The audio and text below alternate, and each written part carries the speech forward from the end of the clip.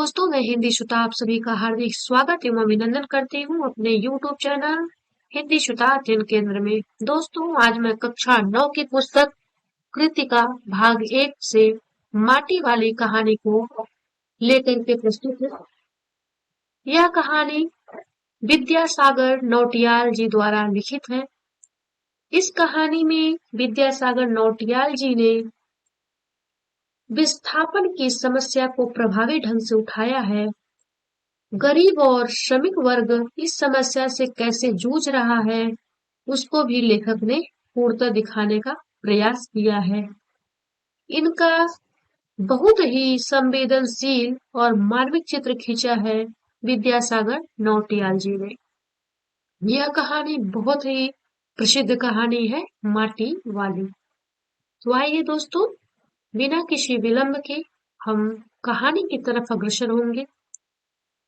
इस कहानी का सारांश भी देखेंगे एवं परीक्षा उपयोगी जितने भी महत्वपूर्ण तथ्य होंगे, प्रश्न होंगे, उन सभी को भी हम स्पष्ट करते चलेंगे। तो आइए बिना किसी विलंब के कहानी की तरफ चलते हैं। माटी वाली। लेखक है विद्यासागर नौटियाल जी। शहर के सेमा का तप्पड़ मोहल्ले की ओर बने आखिरी घर की खोली में पहुंचकर उसने दोनों हाथों की मदद से अपने सिर पर धरा बोझा नीचे उतारा। मिट्टी से भरा एक कंटर माटी वाली टिहरी शहर में शायद ऐसा कोई घर नहीं होगा जिसे वह न जानती हो या जहां उसे न जानते हों। घर के कुल निवासी बरसों से वहां रहते आ रहे किराएदार, उनके बच्चे तलक घर घर में लाल मिट्टी देते रहने के उस काम को करने वाली वह अकेली है। उसका कोई प्रतिद्वंदी नहीं। उसके बगैर तो लगता है टिहरी शहर के कई एक घरों में चूल्हों का जलना तक मुश्किल हो जाएगा। वह न रहे तो लोगों के सामने रसोई और भोजन कर लेने के बाद अपने चूल्हे चौके की लिपाई करने की समस्या पैदा हो जाएगी। भोजन जुटाने और खाने की तरह रोज की एक समस्या घर में साफ लाल मिट्टी तो हर हालत में मौजूद रहनी चाहिए। चूल्हे चौकों को लीपने के अलावा साल 2 साल में मकान के कमरों दीवारों की गोबरी लिपाई करने के लिए भी लाल माटी की जरूरत पड़ती रहती है। शहर के अंदर कहीं माटा खान है नहीं। भागीरथी और भिलांगना दो नदियों के तटों पर बसे हुए शहर की मिट्टी इस कदर रेतीली है कि उससे चूल्हों की लिपाई का काम नहीं किया जा सकता। आने वाले नए नए किराएदार भी एक बार अपने घर के आंगन में उसे देख लेते हैं तो अपने आप माटी वाले के ग्राहक बन जाते हैं। घर घर जाकर माटी बेचने वाली नाटे कद की एक हरिजन बुढ़िया माटी वाली। शहरवासी सिर्फ माटी वाली को नहीं, उसके कंटर को भी अच्छी तरह पहचानते हैं। कंटर का तात्पर्य कनस्टर है। रद्दी कपड़े को मोड़कर बनाए गए एक गोल गिल्ले, गिल्ले का तात्पर्य यहाँ पगड़ी से है, के ऊपर लाल चिकनी मिट्टी से लाल चिकनी मिट्टी से छुलबुल भरा कनस्टर टिका रहता है। उसके ऊपर किसी ने कभी कोई ढक्कन लगा हुआ नहीं देखा। अपने कंटर को इस्तेमाल में लाने से पहले वह उसके ऊपरी ढक्कन को काट कर निकाल फेंकती है। ढक्कन के न रहने पर कंटर के अंदर मिट्टी भरने और फिर उसे खाली करने में आसानी रहती है। उसके उसके कंटर को जमीन पर रखते रखते सामने के घर से 9-10 साल की एक छोटी लड़की कामिनी दौड़ती हुई वहां पहुंची और उसके सामने खड़ी हो गई। मेरी माँ ने कहा है जरा हमारे यहाँ भी आ जाना। अभी आती हूँ। घर की मालकिन ने माटी वाली को अपने खंडहर की माटी कच्चे आंगन के एक कोने पर उड़ेल देने को कह दिया। तू बहुत भाग्यवान है, चाय के टाइम पर आई है हमारे घर। भाग्यवान आए खाते वक्त वह अपनी रसोई में गई और 2 रोटियां लेती आई। रोटियां उसे सौंप कर वह फिर अपनी रसोई में घुस गई।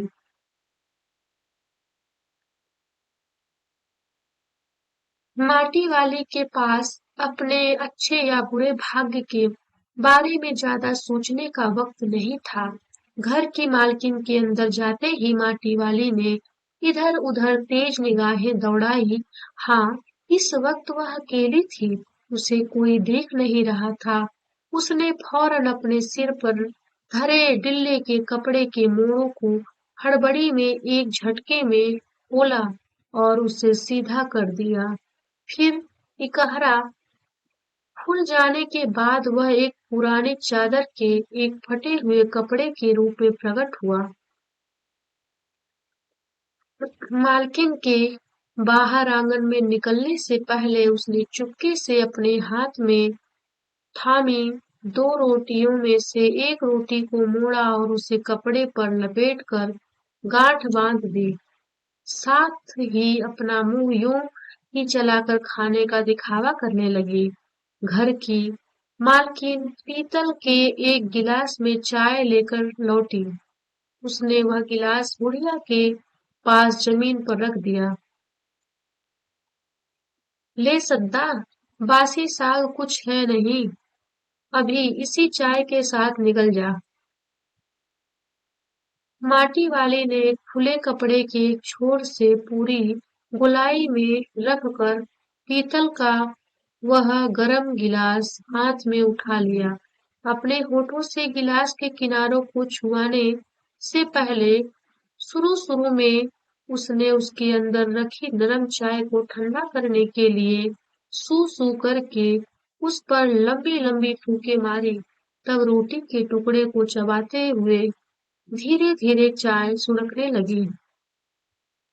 चाय तो बहुत अच्छा साग हो जाती है ठकुराइन जी। भूख तो अपने में एक साग होती है बुढ़िया। भूख मीठी की भोजन मीठा। तुमने अभी तक एक पीतल के गिलास संभाल कर रखे हैं। पूरे बाजार में और किसी के घर में अब नहीं मिल सकते ये गिलास। इनके खरीदार कई बार हमारे घर के चक्कर काट कर लौट गए।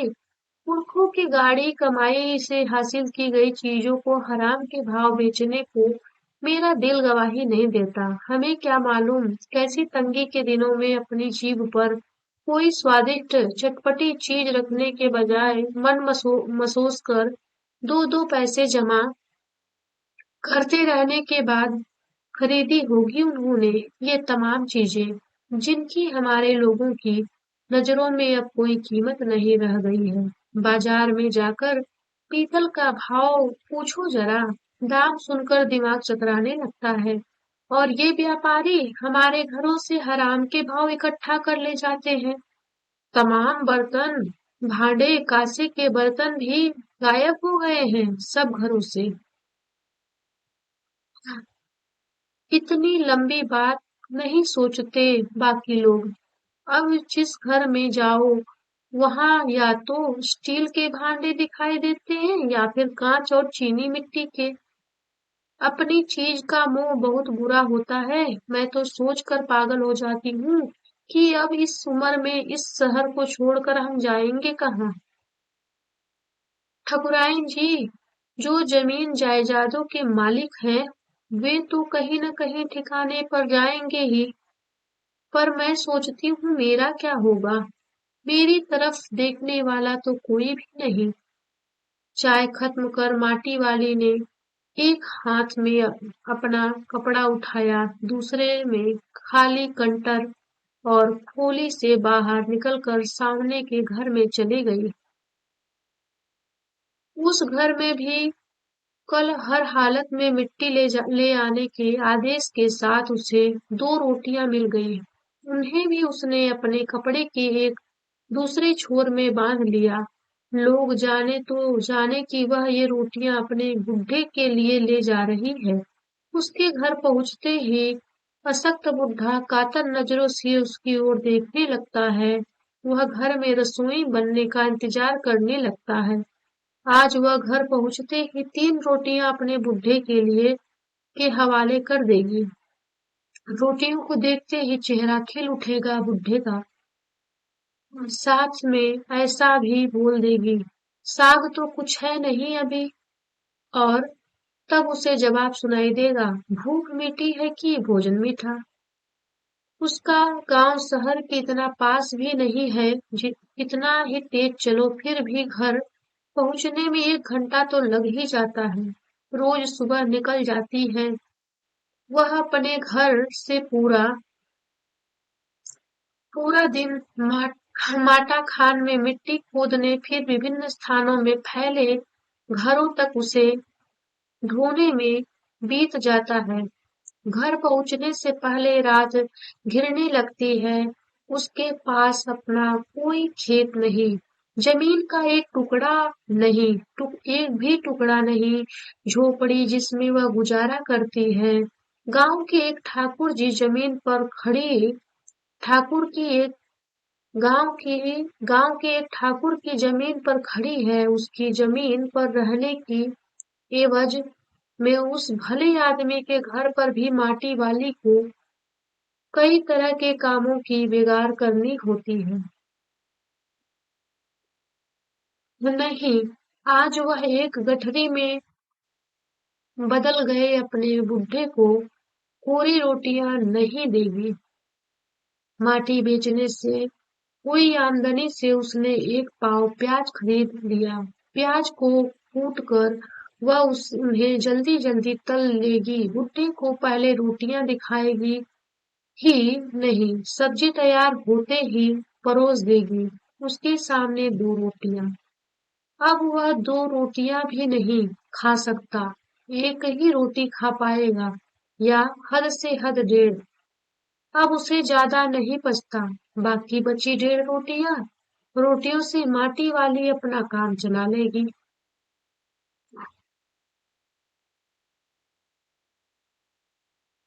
एक रोटी तो उसके पेट में पहले ही जमा हो चुकी है।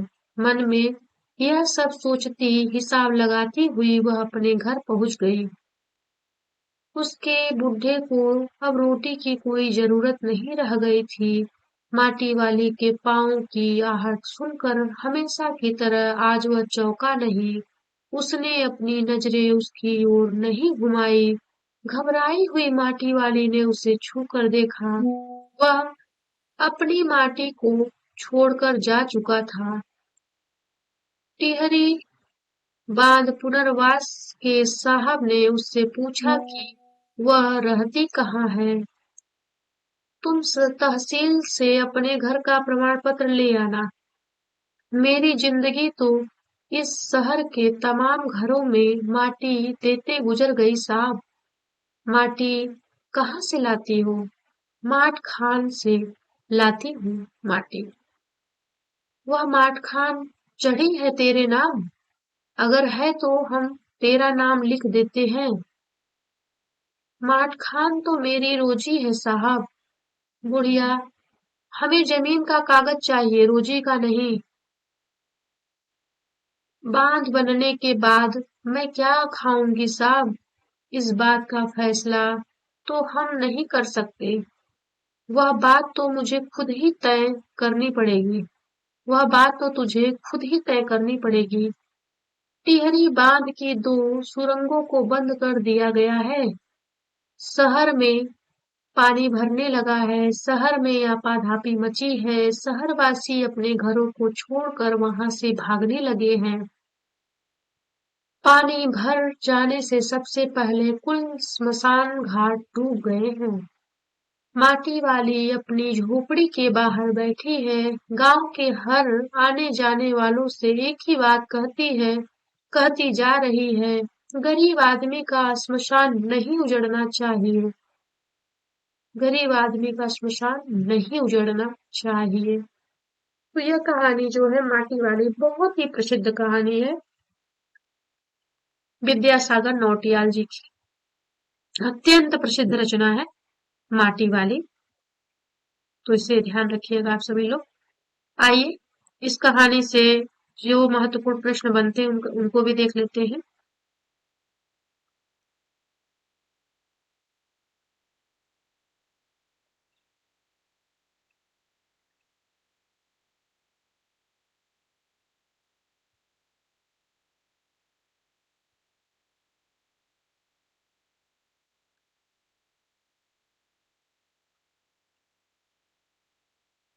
पहला प्रश्न है, शहरवासी सिर्फ माटी वाली को ही नहीं, उसके कंटर को भी अच्छी तरह पहचानते हैं। आपकी समझ से वे कौन से कारण होंगे जिसके रहते माटी वाली को सब पहचानते थे? चूंकि माटी वाली उत्तर देखते हैं। चूंकि माटी वाली ही एकमात्र ऐसी महिला थी जो खाना बनाने के चूल्हे को पोतने और त्योहारों पर लेपन आदि करने की विशिष्ट लाल मिट्टी पहुंचाती थी, और यह मिट्टी सभी की अनिवार्य आवश्यकता थी। इसलिए माटी वाली तथा उसके कंटर को सब पहचानते थे। यह प्रश्न हो गया पहला। दूसरा प्रश्न देखते हैं, माटी वाली के पास अपने अच्छे या बुरे भाग्य के बारे में ज्यादा सोचने का समय क्यों नहीं था? तो माटी वाली एक निम्न स्तरीय जीवन व्यतीत करने वाली गरीब श्रमिक महिला थी। उसे अपने गुजारे की चीजें जुटाने के लिए माटी बेचनी पड़ती थी।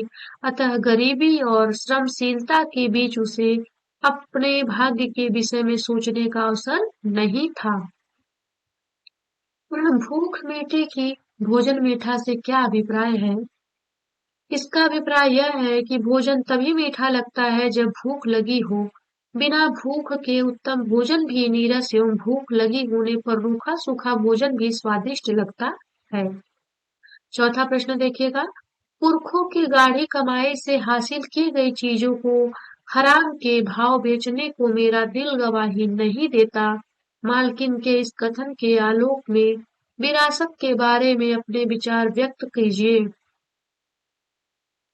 विरासत के रूप में मिली वस्तुएं हमारी सांस्कृतिक धरोहर हैं। इनका संरक्षण करके हम अपने अतीत और संस्कृति की को संरक्षित कर सकते हैं। अतीत का संरक्षण वस्तुतः अपने व्यक्तित्व जन्य गौरव का संरक्षण है। माटी वाली, पांचवा प्रश्न देखिएगा, माटी वाली का रोटियों का इस तरह हिसाब लगाना उसकी किस मजबूरी को प्रकट करता है? तो माटी वाली, उत्तर देखते हैं, माटी वाली का रोटियों का इस तरह हिसाब लगाना उसकी निर्धनता, अभावग्रस्तता और असहायता को प्रकट करता है। उसका पति बहुत कमजोर और बुढ़ा था, अशक्त होने के कारण वह काम नहीं कर सकता था।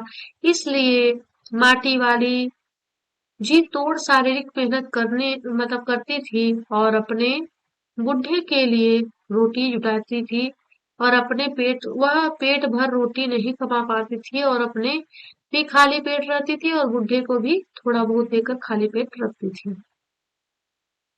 तो अगला प्रश्न देखते हैं।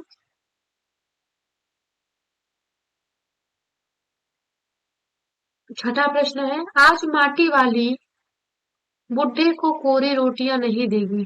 इस कथन के आधार पर माटी वाली के हृदय के भावों को अपने शब्दों में लिखिए। तो माटी वाली का हृदय अपने बूढ़े पति के प्रति करुणा और रागात्मक अनुभूति से भरा था।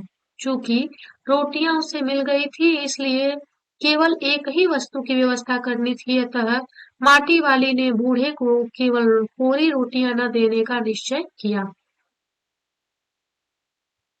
सातवां प्रश्न देखते हैं। गरीब आदमी का शमशान नहीं उजड़ना चाहिए, इस कथन का आशय स्पष्ट कीजिए। तो आदमी, इसका उत्तर देखिएगा, गरीब आदमी के पास रहने और सिर छिपाने के लिए उसका कोई सहारा नहीं होता। कुछ भी हो, उसके पास कुछ भी नहीं होता जिसे वह अपना कह सके। श्मशान ही एक ऐसी जगह है जहां मरने के बाद उसे जगह अवश्य मिलती है, चाहे अपने वहां छोड़ आए या पर आए। ऐसा नहीं होता कि गरीब की लाश सदा के लिए वहीं पड़ी रहे जहां वह मरा हो। माटी वाले का बुढ़ा मरा और उसे स्मशान में जगह मिली, चाहे माटी वाले के पास पैसे नहीं थे। अब जब टिहरी में पानी भरने लगा तो सबसे पहले पानी स्मशान में डूबा। माटी वाले को लगा कि अब तो उसे वहां भी स्थान नहीं मिल पाएगा, इसीलिए उसने अपने हृदय की व्यथा को प्रकट करते हुए कहा कि गरीब आदमी का स्मशान नहीं उजड़ना चाहिए। आगे देखते हैं अगला प्रश्न। 8वां प्रश्न है,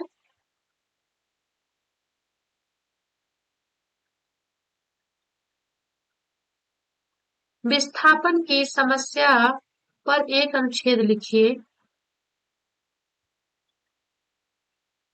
तो उत्तर देखिएगा, विस्थापन है अपना घर और स्थान छोड़ना, 2-4 दिन के लिए नहीं बल्कि हमेशा के लिए। यह बहुत दुखदायी स्थिति है जिससे कोई भी व्यक्ति अपने जीवन काल में नहीं गुजरना चाहता। अपने घर से कभी सभी को लगाव होता है, चाहे वह टूटा फूटा हो और चाहे वह जैसा भी हो। दूसरों की दृष्टि में बेकार ही क्यों न हो उसका घर, पर उसे अपने घर से बहुत ही लगाव होता है। वह उसे सिर छिपाने की जगह देता है।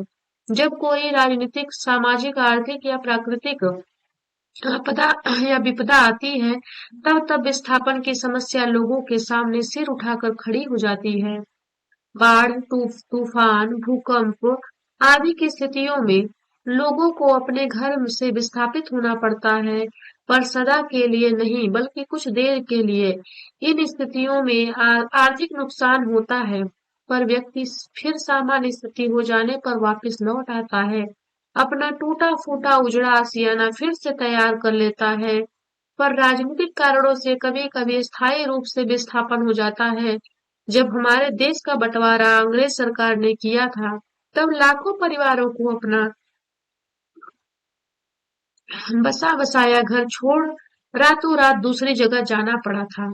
तब आसपास ही सिर पर छत का काम करता था। तब आसपास में जो जगह बची थी वही जो है उसके सिर पे छत का काम करता था, और आसमान ही उसका सहारा था, अर्थात आसमान ही वो जो था वही उसको लोग छत बना लिए थे। सन 1972 में जब बांग्लादेश बना था, तब भी लाखों लोग विस्थापित होकर भारत आ गए थे। राजनीतिक अशांति के कारण लोग अपना घर छोड़ अन्यत्र विस्थापित होने के लिए विवश हो गए थे। विस्थापन की स्थिति मनुष्य को मानसिक रूप से तोड़ देती है। व्यक्ति जहाँ कहीं भी बसने के लिए जाता है, उसे वहां परिस्थितियों में स्वयं को ढालना पड़ता है, नए सिरे से स्थापित होना पड़ता है। किसी पौधे को उखाड़ कर दूसरी जगह लगाया जाए तो वह सिर्फ कई दिनों तक मुरझाया ही रहता है। उसकी पुरानी पत्तियां पीली होकर झड़ जाती हैं और फिर धीरे धीरे नई पत्तियां निकलनी शुरू होती हैं। बाहर से घर के भीतर आ जाने वाले किसी कीड़े मकोड़े को भी जगह ढूंढने में परेशानी होती है। मनुष्य तो अति संवेदनशील प्राणी है, इसलिए विस्थापन की स्थिति में उसका विचलित हो जाना सहज स्वाभाविक है। टिहरी नगर के डूब जाने से लोग विस्थापित हुए, चाहे सरकार ने उनके पुनर्वास का प्रबंध किया हो, उनकी हुई क्षति की पूर्ति की है, पर वे लोग इस विस्थापन को कभी नहीं भूल पाएंगे। यह इसका सारांश था। इस प्रकार जो है यह कहानी हमारी यही पूरी हो जाती है, माटी वाली। दोस्तों, यह ध्यान रखिएगा कि यह कहानी बहुत ही महत्वपूर्ण है, और इस कहानी में ठकुराइन जी का आता है। ये ध्यान रखिएगा, इसके पात्रों में देखेंगे तो ठकुराइन जी आती है, और देखेंगे इसमें तो इसमें और भी पात्र हैं।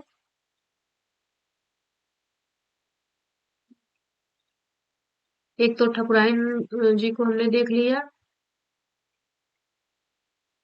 यहाँ सद्दा, सद्दा कौन है? वही बूढ़ी औरत ही है।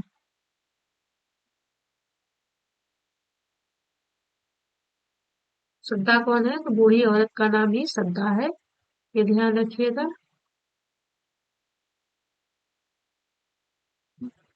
और देखिएगा क्या है।